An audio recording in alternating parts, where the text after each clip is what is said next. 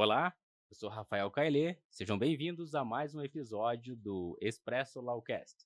E hoje temos a ilustre presença de Rafaela Strobel, ela que é sócia fundadora da Strobel e Dantas Advocacia Empresarial, atualmente preside a Comissão de Gestão e Empreendedorismo da OAB Paraná. Sua vasta experiência inclui casos complexos e relevantes economicamente, envolvendo as empresas nacionais e internacionais, bem como o setor público. Possui expertise em negociações tributárias e administrativas de contratos públicos. E para acompanhar nossa conversa, convido o Flávio Santos, especialista em desenvolvimento de novos negócios na Oyster. E aí, Flavião? Então prepare sua xícara de café, acomode-se e embarque nessa jornada única de aprendizado e descoberta, onde o direito encontra a inovação e o café encontra o conhecimento.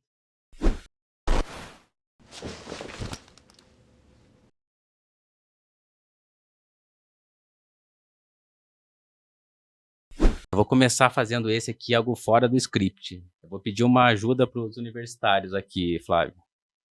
Alexa, os robôs vão substituir os advogados? Quem não é. De acordo com o Inverse.com, é improvável que os advogados sejam substituídos por robôs nos próximos anos. Mas está claro que a profissão está caminhando para um futuro em que os advogados trabalhem com máquinas para realizar o trabalho mais rapidamente, permitindo que eles se concentrem nos lados mais humanos do trabalho. Show de bola. Olha aí. Para você ver, hein?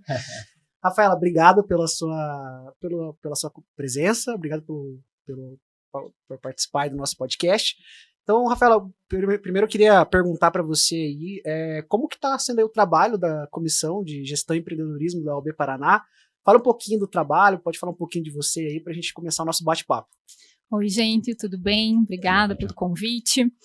Então, eu estou atualmente à frente da Comissão de Gestão e Empreendedorismo da OAB do Paraná e a gente tem trabalhado, né, com o objetivo de trazer mais conhecimento para a advocacia sobre temas relacionados à inovação, tecnologia, gestão, empreendedorismo, liderança.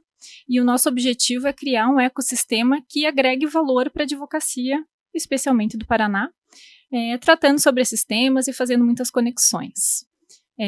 Não falo em nome da OAB, né? Tudo que nós vamos conversar aqui hoje é fruto da minha experiência profissional, mas está sendo uma grata oportunidade de estar lá comandando essa equipe. Olha aí, que bacana. E o objetivo nosso é essa troca de experiência, assim, muito pessoal mesmo, das pessoas. A gente busca trazer aqui advogados que têm essa experiência, vamos dizer, que tiveram as dores no dia a dia e que estão inovando no direito, né? Então, agradeço mais uma vez a tua presença aí nesse sentido. Vamos colocar aqui, deixa eu ver o que eu tenho no script, ó. Inovação é um tema essencial nos dias de hoje, especialmente no campo jurídico. Como você vê a inovação moldando o futuro da advocacia das empresas? Existem tendências específicas que acredita que todo advogado tem que estar atento? Então, a Alexa já deu aí, né? Ela, como uma inteligência artificial, já está nos antecipando essas questões. Mas inovar é fundamental, né? Em todos os ramos e principalmente na advocacia. Na advocacia, a gente fala de uma inovação mais incremental, né? Um pouquinho de cada vez, criando valor todo dia, né? Tentando ser melhor a cada passo. Então, a inovação é fundamental, né? Que a gente pense nisso, que a gente reflita sobre isso, porque a inovação não é, assim, um ato do acaso. Na verdade, é método, procedimento, né? Então, a gente tem aí uma técnica que a gente usa dia a dia para evoluir, né? Criar coisas novas e inovar. Eu acho que uma coisa muito importante é a gente mudar um pouco a mentalidade para acionar um modo criativo, né? Criatividade, então ter contato com outras áreas, com outras informações, a diversidade, né? A pluralidade de vários temas, de cultura, de coisas, de vivências. Então, tudo isso faz com que a gente consiga, né, construir de forma conjunta, elaborando em temas relacionados à inovação. E a gente sempre tem que pensar nos 3 pilares, né, pessoas, procedimentos e tecnologia, porque a gente pode inovar, né, nessas 3 vertentes. Sim, às vezes as pessoas esperam assim, algo de outro mundo quando a gente fala de inovação, né? E muitas vezes você olha assim, olhando um fluxo, entendendo o fluxo de trabalho, vamos dizer assim, do dia a dia, você já inova ali, alterando aquele fluxo, fazendo ele ser mais eficiente no dia a dia, no geral, né? Então eu falo para as pessoas assim, cara, nem tudo vai aparecer um robô, né, uma inteligência artificial que vai resolver aquela questão. Então, o fluxo de trabalho é muito importante. E é engraçado quando a gente escreve isso, né? A gente estava falando no episódio anterior e fala assim, pô, vamos, né, vamos escrever, vamos, como que coloca assim, colocar no papel todos os fluxos de trabalho, assim, né? Vamos administrar mesmo. Porque quando a gente olha o todo, o fluxo funcionando, você começa a ter uma outra visão que a gente não tinha do escritório, do procedimento e do dia a dia, né? Vamos dizer assim. Aí você fala assim, toda aquela volta que fazia para chegar no final de uma determinada ação podia cortar o caminho aqui pela metade, né? Então, a inovação, ela tem N etapas, no geral. Existe uma área de tecnologia, mas tem muita área de pessoas e processos também aí, no geral. Queria entender com você também, Rafaela, como que você enxerga aí a automação, inteligência artificial, como que essas ferramentas, ela impactam no trabalho dos advogados, né? A gente estava até brincando ali nos bastidores ali, que você falou, não, eu fiz muita migração ali, a gente estava conversando, né, Rafa, da questão ali das migrações, né, dos processos ali, que a gente tem que se habilitar, mutirão de pessoas, e essas ferramentas a gente enxerga que tem gerado aí um impacto grande, né, nos escritórios, né, e isso tem muito a ver com inovação, né, ferramentas, IA, robôs, enfim, como que você enxerga essas ferramentas impactando no dia a dia dos advogados, dos escritórios, até mesmo departamentos jurídicos? Eu entendo que é extremamente importante a gente agregar todas essas ferramentas que vêm nos auxiliar no dia a dia nas nossas atividades dentro do escritório, dentro do corporativo de uma empresa. Mas eu acho assim, a gente precisa ter a noção do que são essas ferramentas, de para que elas servem e entender de que forma a gente pode utilizar. Então, por exemplo, a gente está falando muito agora do ChatGPT, por exemplo, né? As pessoas ainda não sabem exatamente o que ela é, o que ela faz, acham que é a mesma coisa que o Google, que você vai fazer uma pergunta e ela vai te dar a resposta, ou que você vai pedir para ela fazer uma contestação e ela vai te trazer ali tudo pronto. Na verdade, não é, né? A inteligência artificial generativa, ela é um bate-papo, uma conversa que você consegue, com a aplicação de alguns prompts ali, e construindo aquilo que você precisa como resultado. Então, eu acho assim que a inteligência artificial e essas ferramentas, elas vêm para facilitar e melhorar o nosso trabalho, para nos dar mais tempo para que a gente possa se preocupar com atividades estratégicas, com a questão humana, né, do relacionamento, da comunicação. Então, eu acho que é fundamental a gente usar essas ferramentas, mas para a gente usar, a gente precisa conhecer e saber o que a gente está fazendo. Saber né? o que é fazer. Senão... Exatamente. Também é uma outra coisa que a gente estava falando no episódio anterior também, né? Que às vezes a gente pode usar o ChatGPT ali para poder fazer uma análise de um contrato gigantesco, né? Do diligence, por exemplo, né? Em aquisição de empresas, por exemplo, você tem que olhar um monte de documentos, pode jogar isso no IA para poder encontrar lacunas, né? Fazer uma análise ali mais aprofundada para você não ter que ficar dias e dias folheando contratos, encontrando, sei lá, falhas, enfim, alguma questão que você quer identificar ali, enfim. O objetivo é sempre somar muito com o tempo, né? Para a gente, o advogado em si, usar o tempo estratégico, né? Então, o que as ferramentas têm que fazer? Elas têm que ter um objetivo. Não vou contratar uma ferramenta porque é moda, porque falam Com que certeza. isso aqui é bacana. Então, a gente estava comentando também, tipo, tem muitos sistemas hoje em dia, né? E às vezes a gente, num processo aí de migração de sistema, porque fala que vai ter função A ou a B e a gente fica um pouco sem critério nesse quesito, assim, ocupa ainda mais o tempo do advogado em si. Então, num geral, o que é? Tem muita ferramenta no mercado, né, pessoal? Vamos dizer assim. Então, é entender, assim, qual a dor que o advogado tem, o escritório está tendo naquele momento e qual a solução que vai ter para resolver aquele problema. Aí a gente começa a ser mais assertivo e liberar o tempo para o estratégico, no geral, né? Porque quando a gente fala em evolução e tecnologia, até a Alex estava falando assim que a tecnologia vem para somar os advogados, num geral. Para quê? Para que a gente consiga olhar para o estratégico, né? Aquela gestão baseada em dados, para a gente ter uma tomada de decisão mais assertiva no geral, né? E quando a gente olha para trás, a gente vê que as ferramentas digitais de tecnologia, elas já agregaram muito no nosso trabalho. Porque, por exemplo, eu fui estagiária, eu lia jornal e circulava publicação. Então, a partir do momento em que isso não precisa mais ser feito por um humano e os robôs já fazem toda essa leitura, facilitou muito, Sim. Porque todo aquele tempo que a gente perdia fazendo isso, a gente pode fazer outra coisa. Tem advogados que falam assim, mas antes eu tinha um estagiário e ele fazia xerox, ele organizava né, os documentos físicos, aí não sabe mais o que fazer com o estagiário.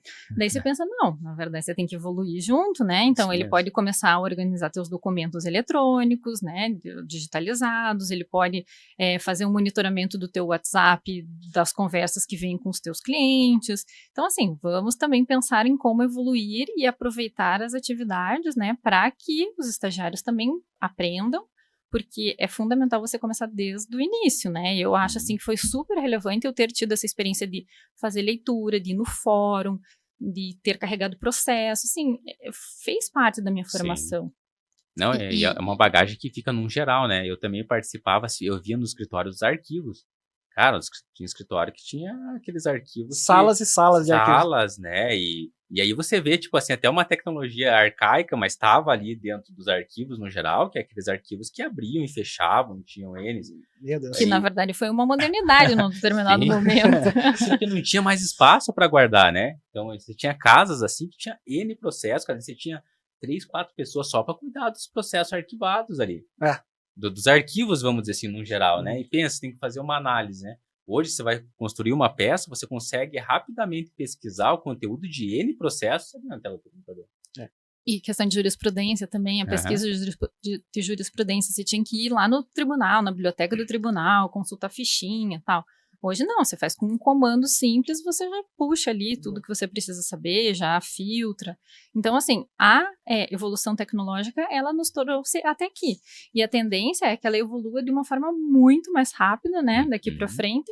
E por isso a gente tem que sempre estar antenado, conhecer as ferramentas, ficar atento às novas tecnologias, para que a gente possa também não ficar para trás, né? Porque quando teve aí a digitalização dos processos, ProJude, PJE, teve muito advogado que ficou à margem dessa transformação, né? E acabou saindo do mercado. Exatamente. Então é isso que a gente tem que, né, estar antenado aí. Estar antenado, até porque essas tecnologias, vamos dizer assim, implantação de sistemas, desenvolvimento de fluxos, não acontecem do dia para a noite, né? Existe toda uma análise de ver como aquele escritório trabalha, porque o diferencial é isso, né? A gente até comentou um pouco sobre isso lá. O diferencial de cada escritório é o formato de trabalho em si.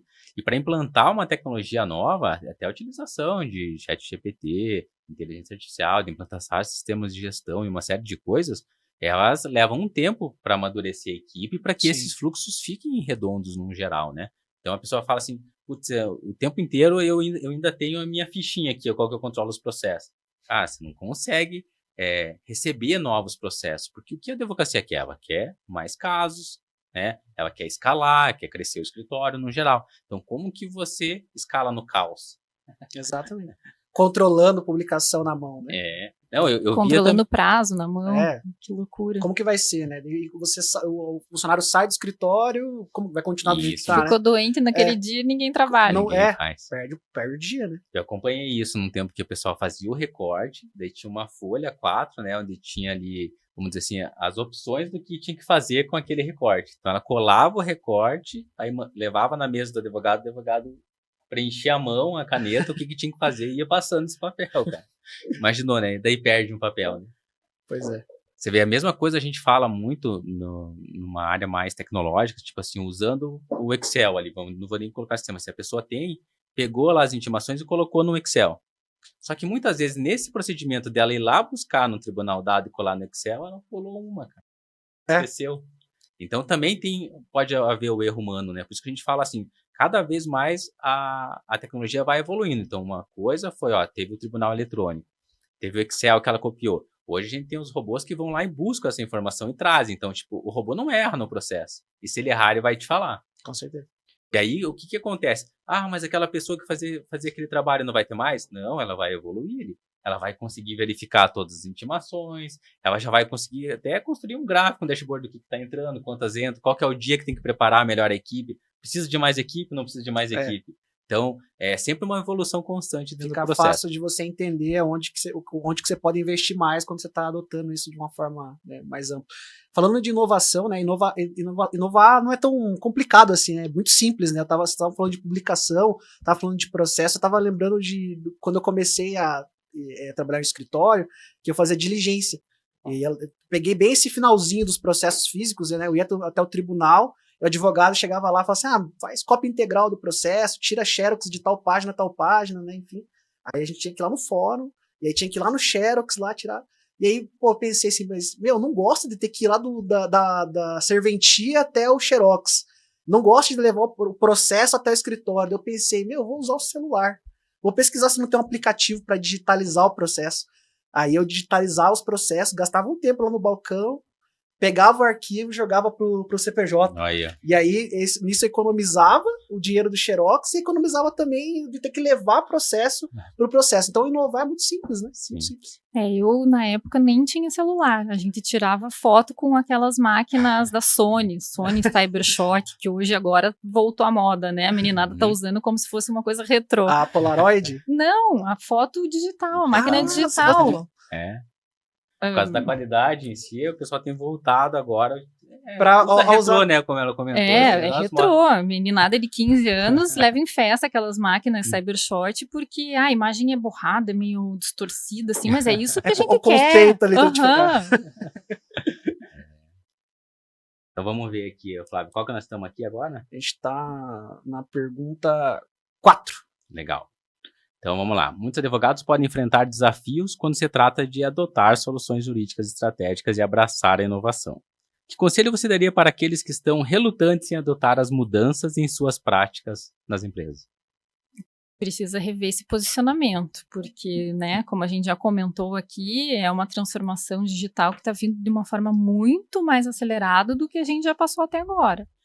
E precisa mudar essa cultura, né? Ir atrás, conhecer, conversar com gente jovem para ver o que o pessoal está pensando. Atualmente a gente está vivendo um período em que a gente tem 4 gerações vivendo em conjunto no mercado de trabalho, então isso também gera muita angústia, muitos conflitos, mas é uma coisa que quem não quer inovar, que quem não quer usar tecnologia, precisa repensar esse conceito. Né? Abrir a mente, né? Eu também gosto de comentar muito, assim, cara, quando você vai num evento, quando você vai ouvir, por exemplo, esse podcast, vai com a mente aberta, pensando nas tarefas do dia a dia. E eu acho que ouvir muito as pessoas é algo que eu trago, assim, que eu aprendi muito, assim, na Oyster, é ouvir as pessoas que executam aquelas tarefas no geral, entendeu? Então, muitas vezes eu chegava e falava assim, cara, essa solução aqui que a gente tem, que busca as intimações eletrônicas nos mais diversos tribunais, cara, economiza um tempo gigantesco da sua equipe. E muitas vezes a pessoa fala, não, cara, isso aí é rapidinho, eu não tenho problema com isso. Aí eu falo, não, mas quem que faz isso aí dentro do escritório? A pessoa tá aí, traz ela aqui, por favor. Aí falava para a pessoa o que era a solução, eu falava assim, meu Deus, você salva a minha vida, eu perco o dia inteiro fazendo isso daí, ainda erro, não consigo fazer mais nada, eu fico só cadastrando. Então eu falo assim, abrir a visão e ouvir a pessoa do time, acho que é uma ótima dica também, né, Flávio? Com certeza. E eu fazia essa atividade já dentro do escritório, já quando era intimação eletrônica, tácita, não de publicação do diário, né? Do diário estava tudo certinho, bonitinho. Agora tinha que ir lá no tribunal, pegar a intimação, dar a abertura, pegar documento.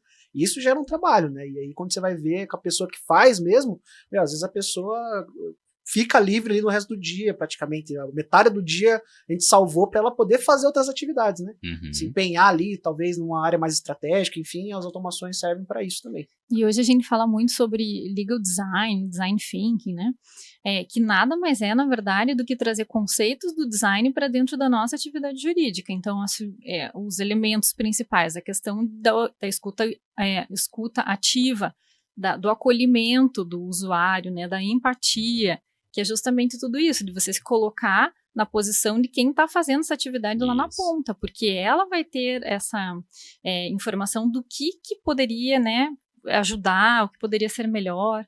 Então, realmente é muito interessante, assim, essa nova visão, né, trazendo conceitos do design pra gente. Show de bola. Eu gosto muito de trazer a equipe, né, eu falo assim, vamos trazer todo o pessoal, a gente separa os times, fala assim, vamos fazer um brainstorm sobre essa atividade, em geral, né. Então, porque muitas vezes a gente né, a pessoa montou o escritório, a gente montou uma operação no geral e definiu os fluxos. Só que isso evolui, cara, evolui muito rápido, assim, uma série de coisas. Então é muito importante ver as pessoas envolvidas no processo para a gente evoluir também, no geral, a gestão, né? E uma coisa muito interessante da Comissão de Gestão e Empreendedorismo da OAB é porque a gente tem pessoas interessadas nesses temas. E aí a gente troca muita ideia. Então, as pessoas ali estão numa vibe colaborativa. Então, se escuta um, escuta o outro. Eu sou, sei lá, 5 controllers se reúnem. E daí elas comentam, eu faço assim, eu faço assado, eu faço de outro jeito. puxa, eu não tinha pensado dessa forma. Então, essa troca de experiência acaba trazendo também, né, um crescimento para cada um dos profissionais. Essa é uma abertura que eu vi acontecer bastante aí na área jurídica, né? Porque a pessoa fala assim, não, fulano é do escritório A, B, ou C é concorrente, isso e aquilo. E vi uma grande abertura em conversar sobre os processos, fazer benchmark, né? Os escritórios abrem muitas vezes, assim, para entender. Hoje a gente tem mais ou menos uns 300 clientes nesse segmento jurídico. E aí a gente acaba conversando, num geral, e eles falam assim, não, cara, eu estou aberto aqui a trazer a gente ir para um podcast, como você veio aqui também, e fala assim, vamos dizer assim, trazer esse conhecimento para as outras pessoas também, no geral, para fazer a advocacia evoluir como um todo, né? Eu acho que isso é também uma forma de inovação, né? As pessoas têm pensado desta forma de trabalhar de uma forma mais colaborativa. É verdade. Então vamos lá. Rafaela, à medida que olhamos para o futuro, quais são as áreas de maior potencial de crescimento na inovação? Não, de crescimento e inovação na advocacia. Existem setores específicos que você acredita que estão prestes a passar por alguma mudança significativa? Olha, eu acho que as matérias de direito, elas vão continuar existindo, né, cada uma a sua própria matéria, mas é sempre com uma interface, né, com outros temas. Então, a questão da transdisciplinaridade dentro da advocacia é uma coisa muito importante. Não basta mais você saber sobre direito penal, você tem que saber sobre vários elementos, né, principalmente questões aí de inovação, tecnologia, né, o direito digital, tudo isso que a gente está passando, e além disso, você tem que ser especialista, e de preferência especialista numa área bem específica, né, a questão da hiperespecialidade, porque acho que talvez seja essa forma de se destacar no mercado, né. Isso também é bem importante, acho que também vai de encontro com muito que vocês fazem lá na comissão. Na faculdade a gente não tem uma cadeira, né, específica para gestão, tão pouco para empreendedorismo, né? Eles não ensinam a gente a empreender na advocacia, a pensar na parte de gestão, e apesar disso, eu tenho visto que tem muitos advogados, né, que estão iniciando a carreira já nessa pegada de gestão, nessa pegada de inovação. O que você tem para dizer a gente? Existe esse trabalho de cativar, vamos dizer assim, os jovens advogados a irem para essa área? Ou é algo bizarro que está acontecendo no momento? Porque eu estou vendo muito disso. Na verdade, eu acho assim, o pessoal novo está saindo, né, das faculdades achando que basta fazer marketing digital. E, na verdade, não tem nem um pouco de experiência de como é realmente advogar no dia a dia, né, de todas as dificuldades, de todos os, né, sofrimentos ali de você realmente, né, cuidar de um cliente, né, a responsabilidade que você tem. Mas, por outro lado, as faculdades não ensinam, né, gestão, não ensinam empreendedorismo. Acho que hoje em dia talvez isso esteja mudando aos poucos, né. Na própria OAB existe o projeto Sexto Ano, que é de fazer uma complementação dessa formação, ensinando alguns temas relacionados à gestão, empreendedorismo. E acho também, assim, que se eu fosse um advogado que, né, estava saindo agora para o mercado de trabalho, eu talvez buscasse conhecer um pouco mais do que já está estabelecido, de quem já está atuando, aprender um pouco, né, como é que faz isso no dia a dia, porque seria muito mais fácil depois empreender sozinho, né, porque você começar do zero, você não sabe um monte de coisa. Quando você começa tendo um mentor, tendo alguém que já sabe, que tem mais experiência, facilita muito a vida, né? Aprender com a sua própria, com o seu próprio erro você vai aprender, mas se você aprender com a experiência de outra pessoa e não cometer o mesmo erro, é muito mais fácil, né? Muito mais simples. É uma outra visão, e eu acho que esse processo da experiência muito, de troca de experiência, né, como a gente comentou, então a vivência de ter atuado num escritório para depois ser sozinho é muito mais assertivo dentro do processo, né? Senão é muita tentativa e erro, e vamos dizer, né? O mundo do empreendedorismo não é para os fracos, assim, tem altos e baixos. Então vocês vão entender que não é só técnica, né? Tem muita questão psicológica que a pessoa tem que entender, assim, não é se, agora abriu o escritório, abriu a porta, ali vai entrar um cliente. Não é bem assim, né? Você fala de empreender no Brasil, não é para qualquer um, não né? É para amadores, a gente vê o histórico de empresas que abrem e que fecham, né? Empresas de modo geral. Na advocacia, isso também é muito delicado, porque a reputação é uma coisa que conta muito. Então, se você abre, né, um negócio jurídico por conta própria e você não está preparado para receber aquele cliente, o dano à tua imagem pode ser muito maior do que qualquer outra coisa, né, que você passe na iniciativa privada num comércio, por exemplo, né. Então... E aí, agora a gente encaminhando mais para o final, né, nosso bate-papo está chegando ao fim. Qual que é a dica, né, o que você poderia passar para os seus advogados, que eles poderiam fazer na prática para melhorar suas estratégias jurídicas, né, ações que eles possam fazer para poder implementar a adoção da inovação, né, na advocacia, né? Qual a dica que você deixaria aí para os nossos ouvintes? Eu acho que a primeira coisa é mindset, né, criativo, tentar fazer essa mudança de chave, né, acreditar na cultura da inovação, conhecer os métodos, de que forma você pode fazer isso de uma forma organizada, o planejamento estratégico, vocês devem já ter outros podcasts, né, de pessoas que falam sobre isso. Existe uma forma de você planejar de forma estratégica buscando a inovação, conhecer, né, esses pilares que você precisa sempre pensar na questão das pessoas, dos processos e da tecnologia. Inovação é buscar ser melhor e construir um pouco mais valor a cada dia. E um tema que eu acho que é o que a Alexa até nos contou aí no começo, é a questão do foco no ser humano. Né? Então, hoje a gente já fala, por exemplo, no Japão, eles já falam na sociedade 5.0, que é como a tecnologia pode servir aos humanos.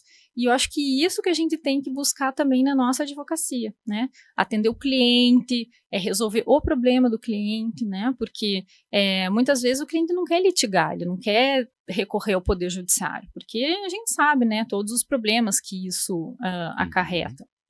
Às vezes ele quer uma outra solução e a gente tem que estar pronto para fornecer essa solução, né? Para fazer essa escuta do cliente, para entender as dores do cliente, entender os interesses e alcançar aí o objetivo, né? Que muitas vezes pode ser uma coisa muito mais simples do que uma demanda judicial. Então, acho que, né? Olha, eu vou te dizer que esse ouvir o cliente, eu acho que é a dica essencial aí do dia, né? Então, a gente acaba criando muitas vezes uma série de processos, né? Uma série de procedimentos de como executar isso, aquilo, e a pessoa acaba não ouvindo a dor do cliente em si. Então, eu também concordo muito contigo que se a gente tivesse mais tempo de ouvir aonde que o cliente quer, qual que é o problema dele, o que ele deseja com aquilo, a gente ia conseguir ser mais assertivo e descomplicar as coisas, né? Porque, veja, nem tudo é um processo, e o processo não começa e termina em um dia, uma semana, um mês, muitas vezes um ano, né? Então, se a gente conseguisse ouvir, a gente ia ter soluções mais rápidas para os clientes, e eu acho que a gente mudaria muito esse mercado também, no geral. E eu tenho sempre focado nisso, né, de você pensar em quais são todas as possibilidades que você pode oferecer de solução, né, vamos pelo caminho tal, vamos fazer isso, vamos tentar aquilo, e depois, no fim, a gente buscar, então, justamente o interesse principal do cliente, né. Show de bola! Eu acho que foi bem significativo aí o bate-papo, a gente conseguiu entender um pouco. Eu acho que se você tiver também, eu acho que alguma dica sobre a comissão que você queira fazer um convite para as pessoas, a gente deixa aberto para vocês também. E já agradeço aí a sua visita ao nosso podcast. Então, na atual gestão da presidência da Marilena Winter, a gente tem uma abertura maior para participação nas comissões, né? Então, a gente diz que foi democratizada essa possibilidade de participar. Então, é feita a abertura de edital. As pessoas que preenchem ali os requisitos, elas podem se inscrever. Existem, acho que, mais de 70 comissões hoje ativas na seccional aqui de Curitiba. E as pessoas, elas daí se inscrevem, né, de acordo com os seus nichos ali de interesse, e daí podem vir participar. Então, esses editais, eles são abertos de tempo em tempo. Acho que aproximadamente 6 meses. Então, fica o convite. Fica o convite aí para o pessoal ficar antenado e vir participar das comissões. Rafaela, muito obrigado pela sua participação aí.